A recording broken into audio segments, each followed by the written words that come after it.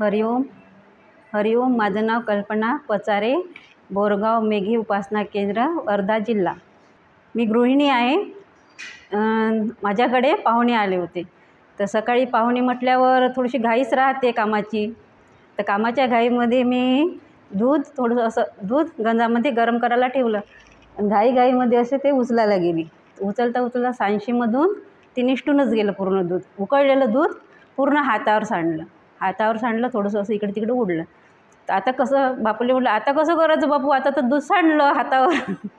तर मग नंतर काय करायचं काही समजलंच नाही. उदी घेतली ना हाताला पूर्ण लावून घेतली. पूर्ण हाताला उदी लावली. मग आता काहीच आग नाही, काहीच नाही झाली. थोडा वेळ असं वाटलं. उदी लावल्यावर मग काहीच नाही वाटले. तर मग आता काहीच नाही वाटलं. मग आता 2-3 दिवस गेले.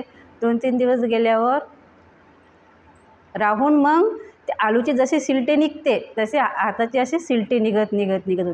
पण जखम नाही, आग नाही, काहीच नाही.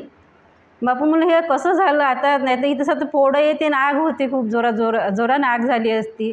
जळल्याचं डाग नाही, काहीच नाही. दूध एकदम उकळलेलं होतं, थंड काहीच नव्हतं. तर हे एकाएकी कसं काय झालं बा. पण बापू हर संकटामध्ये धावूनच येते. बापूला आवाज देतपर्यंतच आहे.